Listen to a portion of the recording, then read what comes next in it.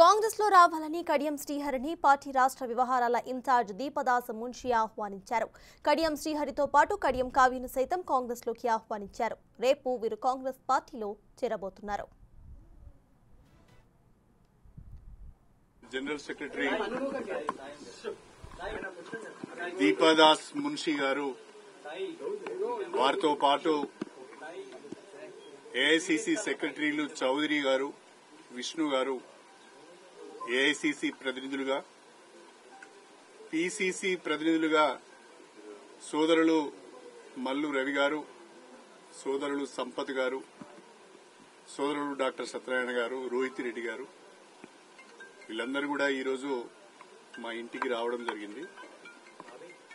వారందరూ కూడా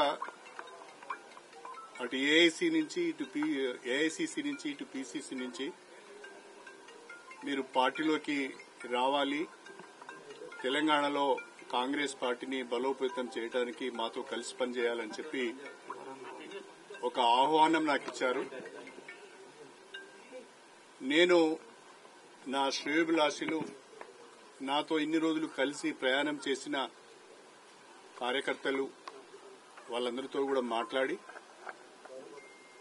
త్వరలోనే నా నిర్ణయాన్ని చెప్తానని చెప్పి పెద్దలు దాస్ మున్షి గారికి తెలియజేయడం జరిగింది. In a day or two I will take a decision after consulting my followers and after consulting my well wishers and my workers. Thank you.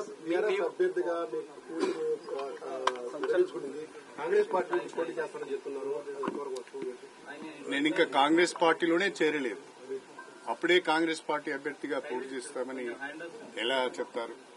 కాబట్టి at I have not taken a decision. I have to take a decision first, then I will think. నా cadre కు నేను మాట్లాడే విషయాలన్నీ మీకు చెప్పను కదా. BRS అన్ని అవకాశాలు ఇచ్చినా ఒక్కొక్కరు చేజారిపోతున్నారు. కేకే విషయంలో గానీ, మీ విషయంలో గానీ, అంటే ఏం జరుగుతుంది party? For various reasons party is losing ground.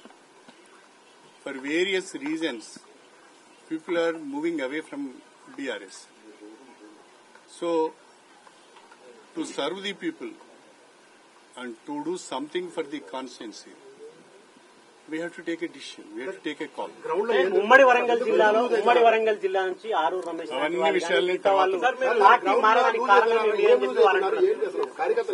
అన్ని విషయాల్ని తర్వాత ఎమ్మెల్యే పదవికి రాజీనామా చేస్తున్నారా? అన్ని విషయాలు తర్వాత మాట్లాడతారు.